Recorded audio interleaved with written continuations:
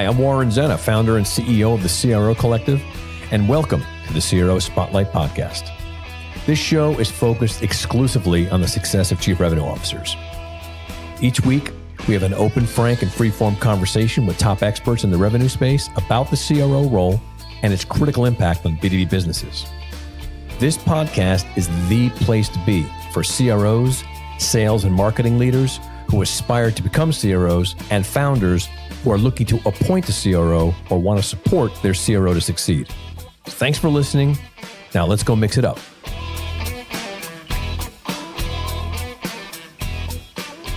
Hello, and welcome to this episode of the CRO Spotlight Podcast. This is Warren Zen. I'm the founder of the CRO Collective, and I'm very excited today to welcome our guest, Dayna Williams. Dayna is the author of The Diligence Fix, and she is currently the CXO of the Myers-Briggs Company. And Dayna and I met at a conference, and she co-led with me the CRO of the Year Awards. And we just were talking, and it was amazing. Like I was listening to her book thesis, and I'm like, oh my God, this is like amazing. It's like exactly what I'm talking about. And whenever I meet anybody that has a similar, if not, exact philosophy as I do, I'm like, I almost like want to hug them, because there's not many. And so it's great. So Dayna, welcome, and really thanks for being here today. So I want to talk a bit about not only the book you wrote, but more the reasoning behind it, right? The philosophy behind it, because as you and I decided to do this together, was because we realized, wow, we think alike here, and your book really evokes a lot of what I'm trying to say in my work. So if you don't mind, please, just a little background on yourself, how you ended up at Myers-Briggs, what you're doing beforehand, and, what inspired you to advocate the philosophy that you do, and what prompted this, and a little bit more about the work that you're doing from your authorship perspective. Sure. Yeah. So for 20 years, I had amazing access to CEOs, CROs, VPs of sales, and it was always under the guise of there's a problem in our organization and the right fix for us is training. And so I was really brought in to unpack, well, what are those challenges and what do you want people to do better as a result of this training?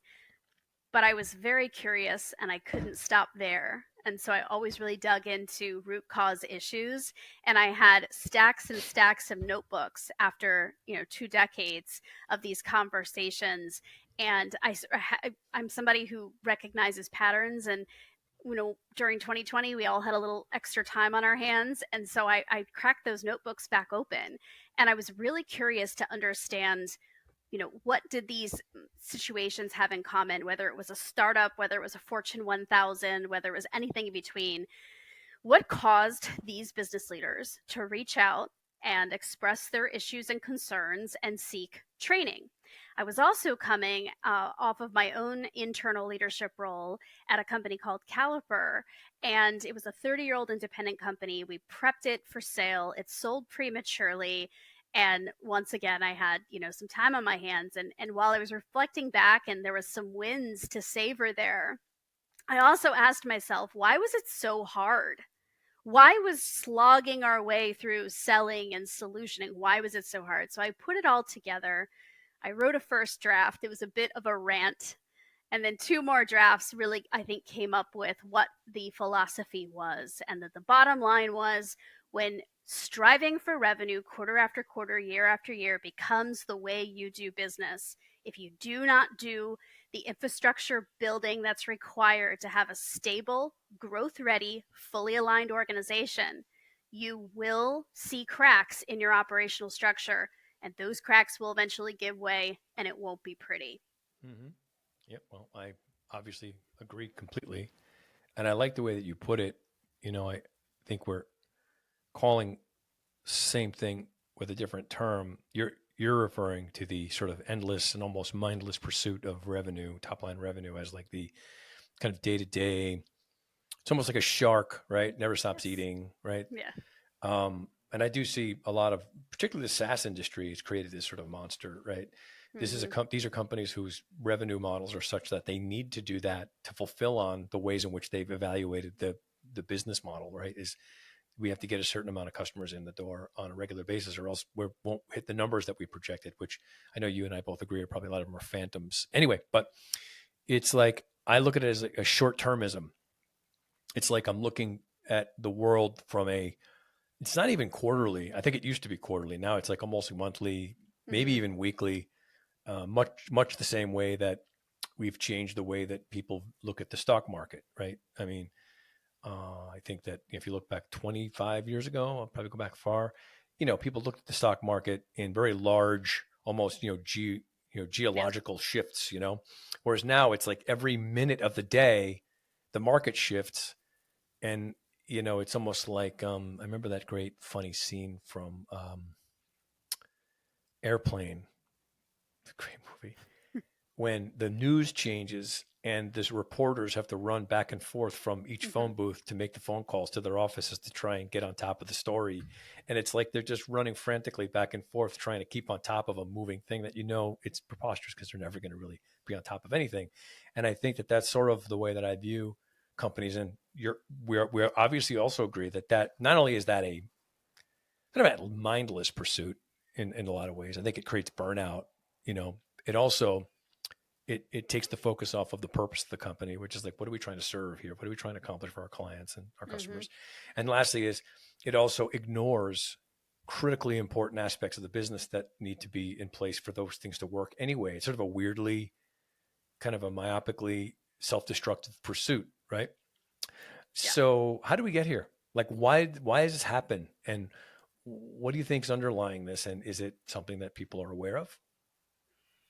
I think they're aware of it. I talk a lot in the book about the three T's: territory, targets, and tracking. I mean, that tends to dominate. So while we'll bring in a CRO and we'll talk a good game around alignment, oftentimes, I don't know if this has been sort of your experience, but oftentimes, these folks are filled by roles or people went up the typical succession ladder of, regional director, VP of sales, SVP, and then they make their way up to CRO, and they're comfortable in territory, targets, and tracking, and now they're this sort of big role where they really are responsible for the full go to market, but they're not specialists in marketing. They're not necessarily compensation or incentive experts. They don't understand enablement. Oftentimes they don't understand human behavior and what it takes for learning to stick, and yet they find themselves atop of this go to market sort of end to end machine. And then you add on to that the average tenure of a CRO. I mean, they're in one door, in the door one moment, out the next, sometimes even before a company's like fully documented sales life cycle, right? Like if you have a sales cycle that's 24 months and you're letting go of your CRO after 15 months, I mean, that's not necessarily fair either. So I think there's a lot of challenges that go into that question of how did we get here. But I think people are moving a million miles an hour. CEOs are beholden to their boards, their PE firms, their shareholders, and they don't take time to sit back, peel the onion, and say what is really perpetuating this constant cycle. Yeah, well, uh, 100%. And I agree that in that pocket of what you just said, the old adage, follow the money, right? Um, and I say this somewhat trepidatiously because I'm a capitalist, I'm an Mm-hmm. entrepreneur, so I have no issue with people making money. It's fine. And I like to see people make a lot of money. I think it's good all around. So that's Mm-hmm. fine. But I also see that the pursuit of it has inherent problems that, and you have an organization like and again, I don't mean to sort of negate the entire community, but the engine of business is funding, right? That's how Yeah. money is made, is by funding those businesses. Some people do it organically because they might have had a windfall or they had some cash or they decided to forego VC funding and they went to friends and family. But there's somebody somewhere, somehow that has to give you the seed money to start your business. I'm in that situation myself right now. Mm-hmm. And so that becomes another very critical element in the way that your business is now going to be designed. Because if I'm taking money from an investment firm, particularly Mm-hmm. the way that they've matured, those investment firms have established and codified methodologies and ways in which they manage their portfolios that they feel have done a lot of kicking on the tires for many, many, many decades, that this is how it works and we're sticking to it. And this is how we manage our companies. And if we're going to give you money, then you sort of have to fit into the way that we manage our companies because there's no special children in the house. Everyone eats the same food. We put it on the table. That's how it goes. Everybody does the dishes. And so, even though you may have a different idea, we have a lot of companies to manage. And so, we have to manage our companies in a very specific way. It gives us a way to manage our procedures and processes. And those come with things that may sometimes not have much to do with the customer at all. Mm-hmm. They're very much driven by, like you said, and some of these things are logical, but they're not illogical. If I'm running or managing a portfolio of companies, it makes perfect sense that a metric that would be easy for me to measure would be how many customers these companies are closing on a weekly, quarterly basis. Sure, it's certainly reasonable. And it's not to say that they're not sophisticated enough that they understand that those customers need to be serviced and that the company has to be in a position to fulfill on what they're promising. But many times, you could fudge those numbers. If I like the numbers and I like the amount of customers you're closing, maybe delivery isn't as important now because, those numbers indicate my ability to go get more funding, right? It's attractive to somebody else. That metric is one that is very attractive. And Mm-hmm. so, as long as, and I, maybe a bit being a bit harsh here, but as long as the funding organizations continue to manage their portfolios this way, there's going to be some degree to which this has been codified in the way businesses are being run. Mm-hmm. So my question to you is like, do you see a awakening or a shift in the way funding organizations are changing this model? They recognize that the way that they're running things, while it may be successful for 3 to 4 of their 20 portfolio companies, which might be a windfall for them, for the other 8 or 10, it's not, right? So what are your thoughts on how the funding community is looking at this? I'm not seeing a shift yet. I still see a mindset of, that 3 to 5 year burn. What do we need to do to prop this up just enough to get out of this what we expected? And I think I see sort of a sort of like a tendency to again change out leaders. Let's do the optics of what's required to seem like we're taking action, but this work that you and I are talking about, the necessary peeling back of the onion to understand where it's broken in the go to market system, where the friction is, where are we misaligned. You know, I find that companies may bring in consultants from time to time to help them speed up an evaluation like that. The consultant pokes around, they present a 300-page deck, we write a check, that's the end of it. Who's going to spend 2 to 3 years to actually oversee the implementation of those recommendations? By the time we do that, again, maybe we have new owners, or, maybe the market has shifted under our feet, or maybe the competitor landscape has taken on, more entrants. Bottom line is, there is no shortcut and silver bullet to turning these things around. And yet, from an investor perspective that trickles down to C suite and below, that's still the world that people are operating in. They want quick, they want fast, they want shortcuts. And that's why I wrote in the diligence fix that you can't paper over gaping holes and call it a day. You can't. So what, let's assume then, because I largely agree with you. Let's assume then that this is the case. This is sort of like the weather report. It's Mm-hmm. going to snow and there's nothing we can do about it. What is it then that a CRO or a CEO can do knowing that this is the environment that they're going to be brought into? So instead of it seeming like all kind of gloom and doom, like, okay, well, I guess there's nothing we Mm-hmm. can do about it. So the little apathetic, attitude is, kind of pervades what, okay. So we'll look at more different, like you just got hired as a CXO at Myers-Briggs, Mm-hmm. right? We'll talk about that a bit. Mm-hmm. So what's your point of view on knowing these things? And again, the company may not be in the same exact situation that we're describing, but what might be your, I don't want to say advice, but your point of view on what new hired chief revenue officers can do when they know that they're going to be entered into an environment where the expectations are going to be very short term. They can have a very difficult time making and implementing longer term strategies, but they know they have to. Mm-hmm. Yeah. What, So what are your what are your thoughts on that? I'll share sort of maybe a surprising philosophy that I Sure, have. sure. But then I'd also love to hear from you, because you're having these Mhm. conversations every day, I'm sure and I I am. think we Yeah, have to we have to learn from each other, no right? doubt, no doubt. So I am 60 days in at this point, heading towards 60 days in. It's a legacy company. It's Yep. got a beloved brand, and it's got healthy top line. But of course, there are challenges. All of the things that I mentioned to you, from sort of complicated processes, friction points, competitors. Oh, we've got the classics, right? Yep. I'm going in and I'm doing a balance of what I'm calling inventory and identify.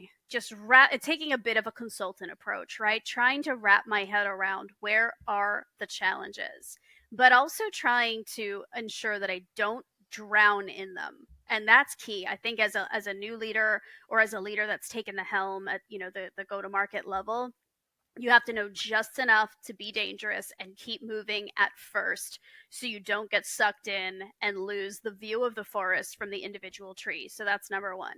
Number two, I am focused very much on simplification as a strategy. I think that the more that businesses mature or the more people that get added in the form of like sort of bloating departments, there is this tendency to be territorial, to sort of protect, create a moat around your group or your team, operate on an island, obscure the facts, etc.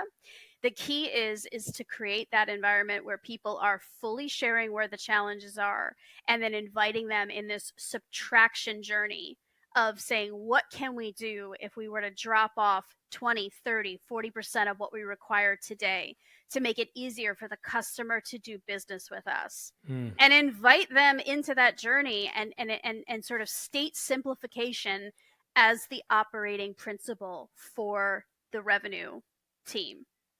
And Okay. you'll be amazed what sort of comes out of the woodwork. But I'd love to hear from you. Yeah, yeah, it's great. I echo that. I think the general thing I'm hearing you, if I may just kind of reiterate what I heard, is first is an analysis, which I think is obviously that we all need to do in your role. We got to come in and get a lay of the land.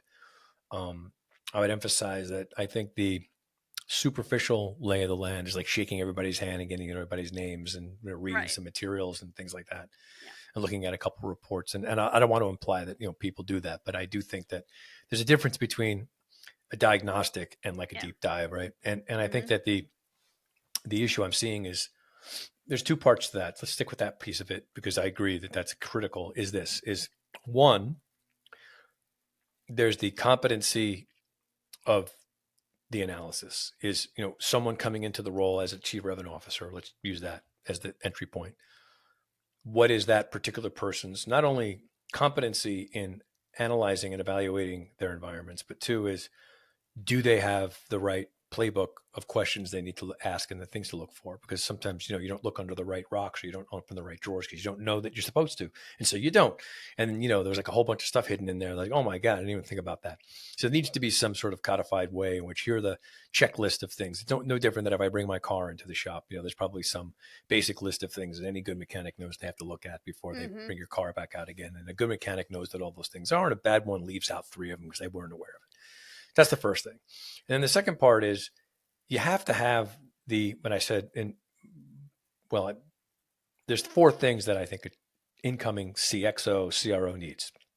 There's authority, autonomy, resources, and runway. Mm-hmm. Okay. So the authority should be established during the interview process, right? Where you're talking to the people that are hiring you. You're saying, okay, so here are the things I need to do. Am I able to do them? Do you give me the authority to do these things? Right. Am I going to have to go to my principal's office every 20 seconds with shit that I have to get filled out for me to do things that I know I need to do, that I just need to be given the authority to be able to execute on?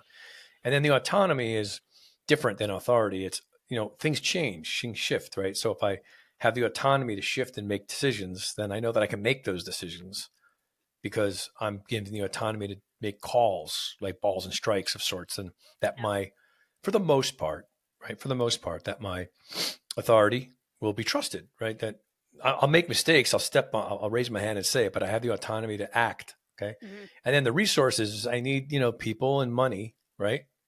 So that I can do the things I need to do. I need the right talent. I need the right access to budget so that I can get things done. And then there's the hardest one, which is the runway, which is I need time. And this is where the problem is. So the Mm-hmm. problem is that I know what to do. I got the authority, I got the autonomy, but you gave me 3 months to do something that's going to take me 6. So, I can't speed things up because certain things just take time. We do, my agency does organic marketing, and I tell people, I can't make Google index your stuff faster. I think what my partner says to our clients, things like, um, if I get 9 elephants pregnant, they're not gonna have a baby faster. It still takes them, the gestation period is just as long. Hmm. And so, that's a reality. And I think this is the part that I think is the area where the problem is that the thoroughness of that analysis falls short 95% of the time, because even if the person knows what to do, they don't have the runway to do it. And so they don't. And they end up doing a superficial analysis, which doesn't provide, like you said, the ability to identify inefficiencies or friction points or leaks or process issues or whatever they may be that need to be fixed and addressed. And so they get glossed over and they get carried on to the next quarter and they never get fixed. So, you know, just to kind of, I guess, answer your question back to me, which is my point of view on this is 100% you're correct. And when you take the job, this is sort of an interesting thing. I think like the CMO role, let's use as an example, the chief marketing officer role is one that's been around long enough that there's a lot of codification in the way the role is deployed. That if I come in as a marketing person, there's probably a lot of latitude I'm given to get things done because people have an awareness of just how long certain things need to get done. You can't change it. Right. Right. So there's a degree of allowance that's baked into that role in terms of how long things can happen. There isn't that much that's with the CRO role. They No, don't isn't that know. interesting? It's fascinating, right? And so Yeah. what ends up happening is I make these requests like, are you kidding me?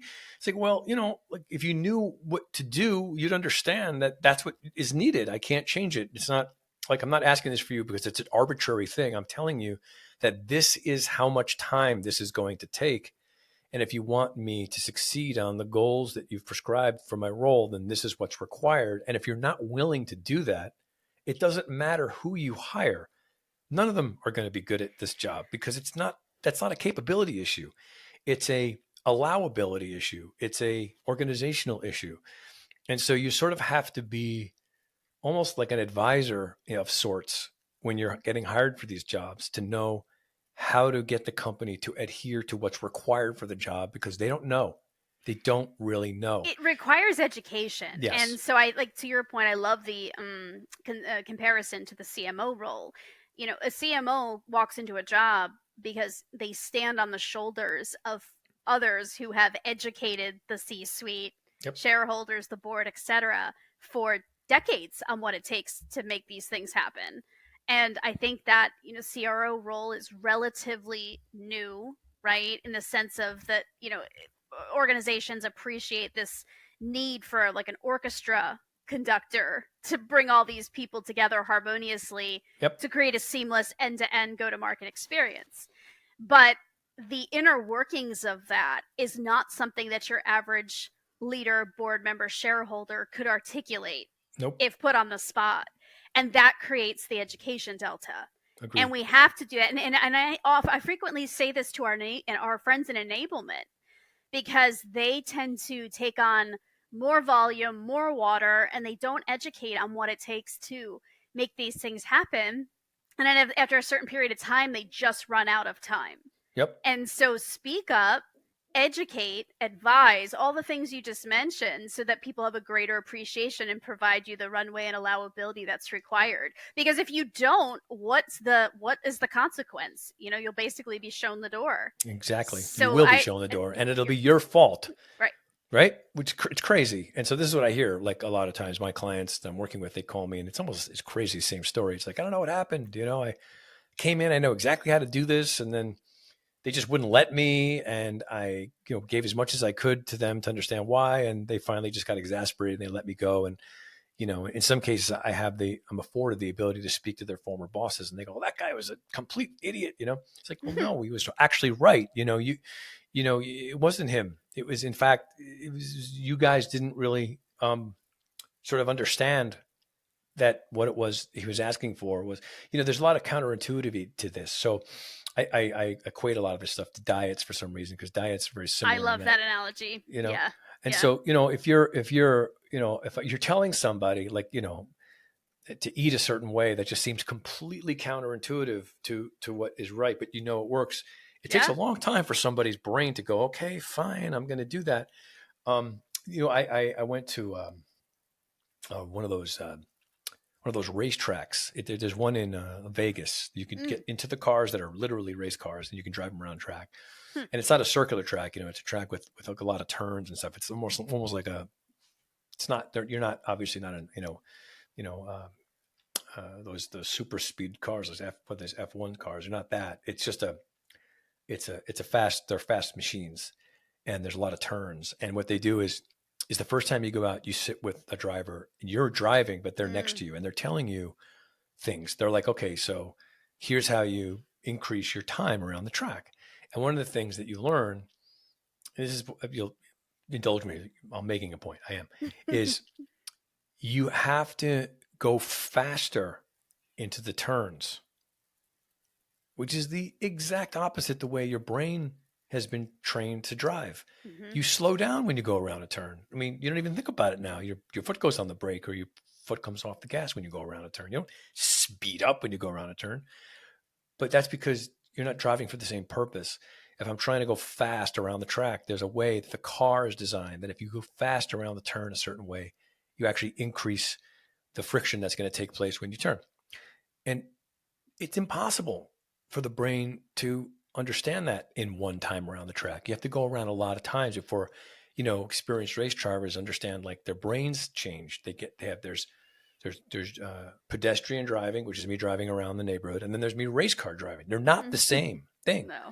And so, if you're trying to teach somebody something that their brain is not yet acclimated to, particularly if there's an organizational structure around that other way of thinking, you're going to sound like a crackpot, or maybe someone who's just like, why would we trust this person? Like, why should I take this person's advice on something that seems completely counterintuitive the way we operate? So you sort of have to create some credibility. You have to come into the conversation with a lot of depth in the way in which you articulate things. You have to have evidence to show why you're saying makes sense. You have to present yourself very confidently, and you have to have a plan, and you have to be able to show like how this doesn't work in such a way that you can change hearts and minds around the main people whom are going to be in a decision-making position to say, I think you're wrong. Because if you can't do that, you're likely going to end up compromising in some way. And you're going to be put in a position where you're going to get a little bit of what you want, but not enough to make it work. And, it's the sort of thing where if you don't have the full amount of opportunity, you're not going to be successful, And I'm seeing this with 3 of my clients right now who successfully negotiated the role as a CRO, and they got buy-in around the whole idea of CRO revenue leadership and the whole thing. And now as 3, 4, 5 months are in, everyone's having anxiety. Everyone's losing their minds because they're accustomed to, similarly, like taking those fast turns around the track. Yeah. Revenue's supposed to coming in at a certain pace right now, but it's not, right? And he has to constantly go back and reassure, but this is what's happening. This is what's good. It's a different thing you should be measuring. I'm not suggesting that we shouldn't get new customers. I'm suggesting we should just get them differently. And the reason is because if I'm looking at this 2 years out, this is going to pay off for us 2 years out in ways that are going to be exponential. It just isn't going to satisfy you right now. So you sort of have to change the way you look at things. And that's really, really, really hard to get a organization to think differently. So it's almost better to come into an organization when it's younger, when it hasn't established that sort of thinking yet. And like your situation, I can imagine with a legacy company like yours, it's probably not easy to get an organization that's been doing things a certain way. And I suspect they hired you, I hope, because they're ready for that new thinking. They want Dayna to come in and give us this sort of new perspective because we've sort of exasperated ourselves and we're ready now to think differently. And I think I'm assuming that's, and hopeful that's the case because I know you'll be successful. So good. Why do you think that is? Well, and one thing I want to just tag on to what Sure. you just said, particularly in the new CROs that you're mentioning that are 4 or 5 months in, and people are asking, well, what about the revenue? Hopefully, in those cases, there was more sort of data behind the decision to bring those folks in. For example, if it's just about growing top line revenue, well, that is going to be a bit of a chore. Like you said, that's the ticker, right? We're watching the stock market every day versus zooming out and looking at 5, 10, 15-year yields. Yep. But bottom line is, you want to say to yourself, is it a churn issue? Are we losing customers? Is there a net promoter score issue, right? Because those are some of the things that can be, boards, shareholders, C-suite, they want to see signs that your plan is working. Yep. And they're those leading indicators where eventually the lagging indicators will follow. So that comes back to education. That comes Yep. back to, again, sharing that sort of dashboard. We said these 4 or 5 measures were important. While the revenue will follow, I need more runway for that. Let me show you some signs early on.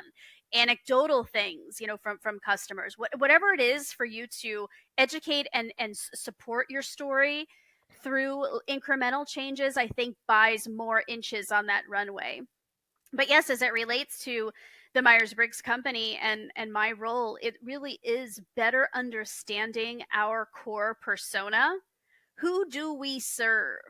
Where are they getting things that are happening outside of us? Why have they sort of maybe not decided not to spend or engage with us the way we want to? And how do we build a business that is truly designed around that persona, not trying to shoehorn that individual into our legacy ways of doing things?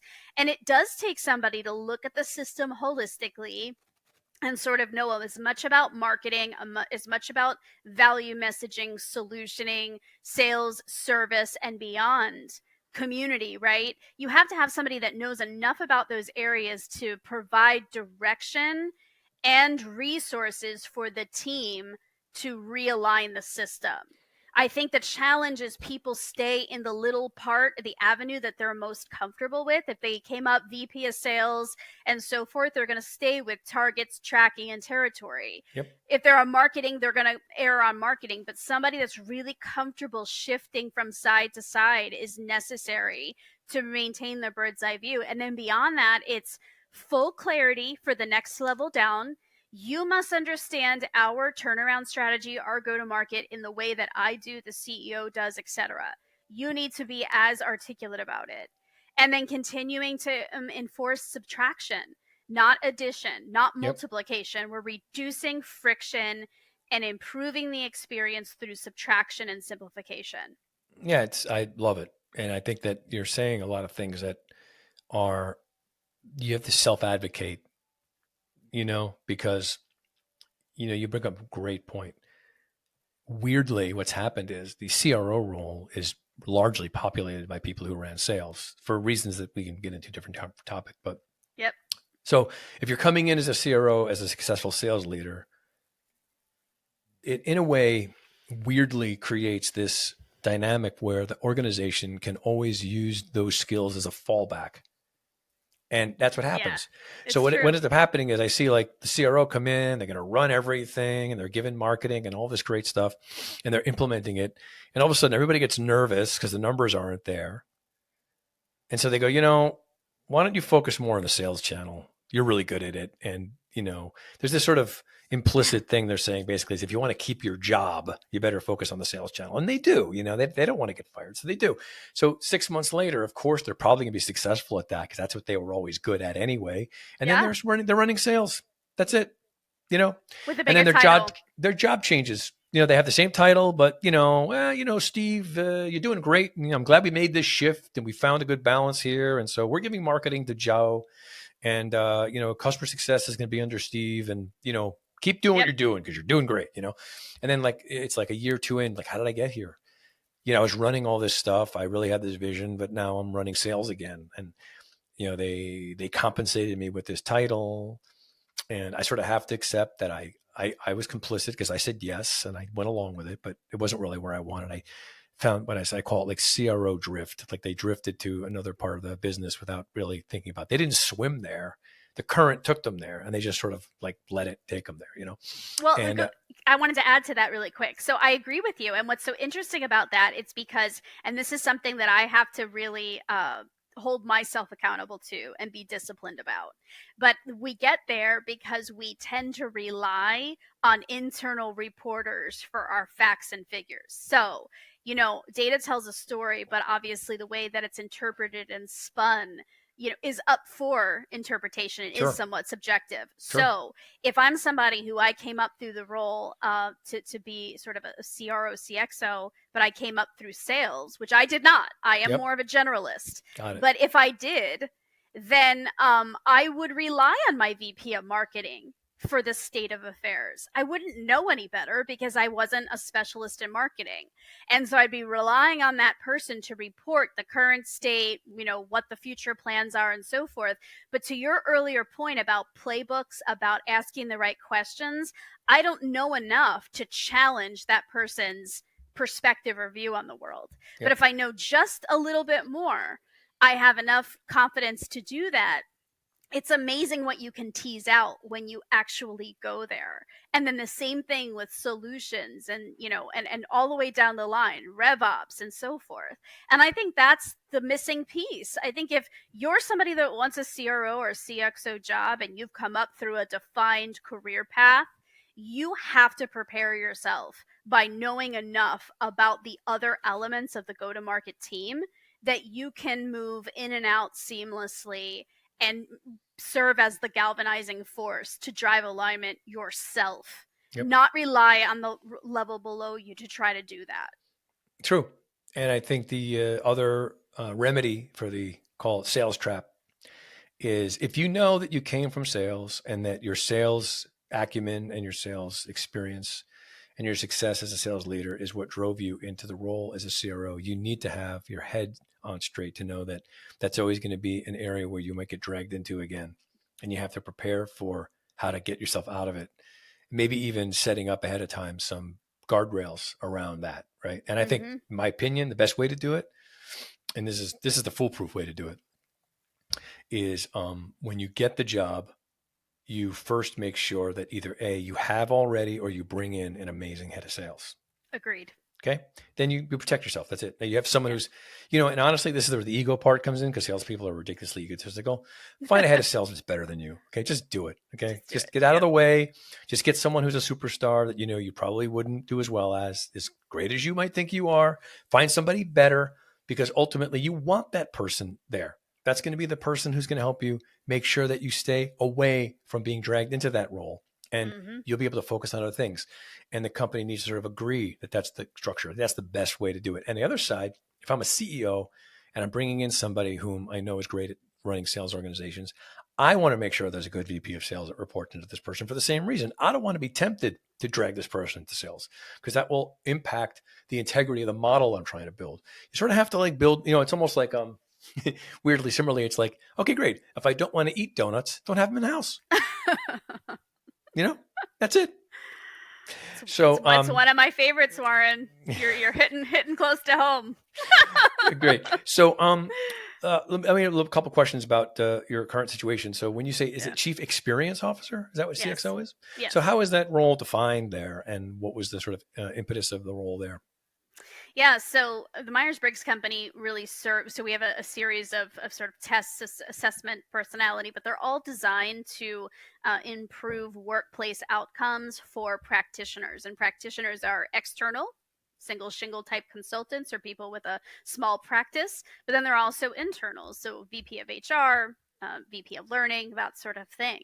And so, by nature of the fact that if you do not want to be just a product company, you don't want to just push assessments and reports, you want to sort of get involved in the outcomes business, meaning you want to support your users in a way that helps them drive outcomes by bringing together, more research, case studies, education, playbook kits, all those sorts of things to help them save time and drive better outcomes, then you need a company that isn't just built around that transaction aspect. You need one that truly understands the persona, is aligning marketing and messaging so that it's speaking to the heart of those individuals. It's ensuring that any strategic investments on the solution side are meant to add value, not just, plus or minus based on pure commercialization.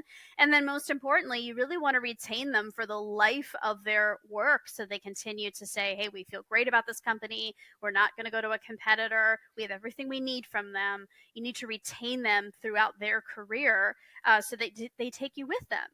And that does not happen by chance. That requires a thoughtful, strategic, persona based, integrated go to market team. And you're not going to get that just by assembling great leaders at sort of the individual functional level. Like revenue, you need a true sort of orchestra conductor at the top that knows enough about all these different things, is themselves an expert in the practitioner model, and can knit it all together and present it in a clear, compelling, cogent way. And so that's really what it is. It would be a CRO type of role with more of an emphasis on the customer experience. How do I experience the Myers Briggs company? And how delighted am I as a result of that? Yep. Revenue follows, 100%.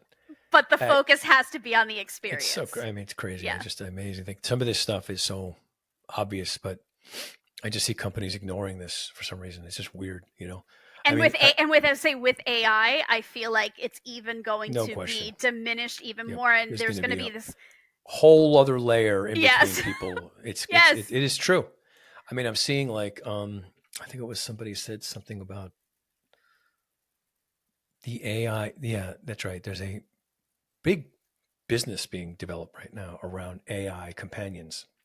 So, you know, I've you can seen build that an too. AI that will kind of model a kind of person I want to be friends with or date, whatever it might be.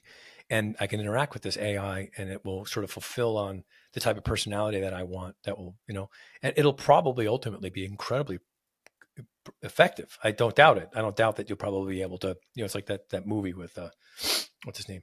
I mean, it's a kind of a crazy thing, but my point is that like we're going to build a world where we're insulated from each other. Yes. And there's no question that we're going to do this to customers. We're going to put as many things out in front of people as we possibly can. I agree. And I think it's nuts, but that's the way it's going to be. I think the opportunity is, if I'm a company, is to resist that temptation and be more personal. Because I think as other companies do these things, you're going to stand out by just sending out people and having conversations which are real. Weirdly, it'll be competitive to actually have a relationship with people. It's kind of strange, but I do think that that's what's going to happen, and I think the companies are going to win that sort of, you know, recognize that we're not going to change, you know, what is it, 300,000 years of evolution through 1 month or two of a new iteration of an AI platform. It's not going to happen. You can only fake things for so long. I mean, you know, even Ozempic, you know, which is, you know, helping people get skinny, you know that's not going to last. There's no way that that could be something that's going to have a long-term impact. It'll work for a while, but there's always going to be consequences because there has to be consequences. It's just the nature of things. And I do believe that the more we try to optimize our way out of having to have a relationship with people, the worse it's going to be. And I think that it's not that hard to see, you know, this dystopian future like this, particularly if you're in a business where you're like a product-led company where you don't need people. They can just log in and they can apply and they can put in their credit card and start using the product. Yeah. They can never talk to a person ever. You know, how many times have I bought things where I never talked to anybody? And, you know, in some instances, I think there's something okay with that. Like there are a lot of products I don't need to talk to anybody, but there's always a point where I do. There's a point where I don't know how to use it anymore, or it breaks down, or I don't understand it. And then I got to go to YouTube and I got to find somebody that talks about it. And I'd really just like to call somebody up on the phone and say, hey, can you help me out here? And you can't because there's no one that'll do it for you. So Warren, I had this exact conversation almost verbatim with our CEO this morning. And I went back to the diligence fix because the diligence fix sort of in part one frames the issue, right? That growth breaks things year after year. If you don't retrosize your organization, it breaks things. Part two of the book is the 10 dimensions of diligence. So when people say, well, what is diligence? Why a diligent organization? Why diligent salespeople, right? It breaks down the 10 dimensions. The first 5 are what you and I would say are quintessential, classic, strong sales competencies rooted in diligence. The second 5 are personal leadership qualities, because my thesis is, why are we always separating the two? Why are we waiting until people are identified to be a sales manager before we put them through, you know, traditional leadership training? So my model is mashed up. The dimension within the personal leadership group, service mindset, that is exactly what you just mentioned. It's this reality that we have all but abandoned service as a strategic lever. And it's only going to get worse with AI. Yep. And people, you said, we're not going to undo people's proclivity towards wanting to do business with people they like, trust, and respect.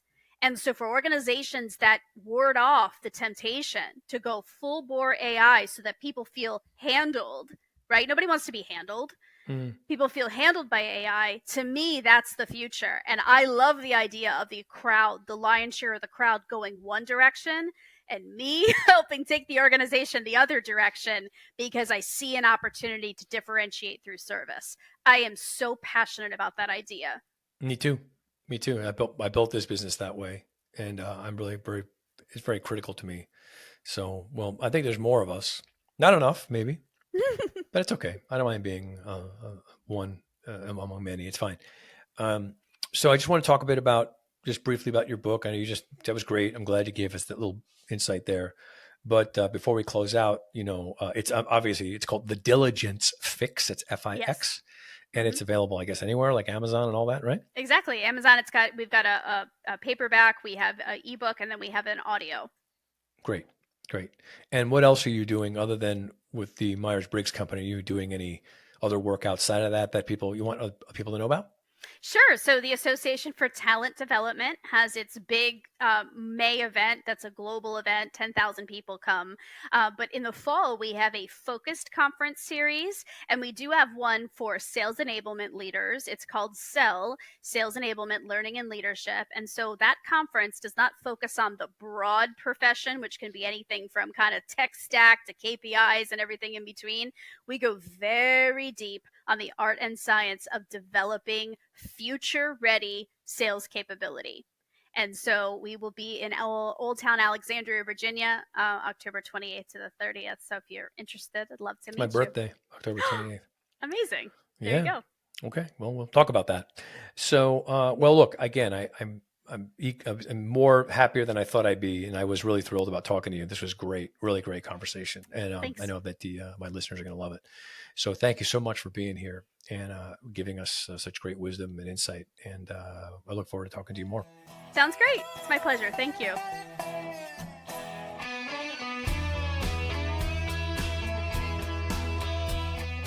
Thank you for listening to the CRO Spotlight Podcast.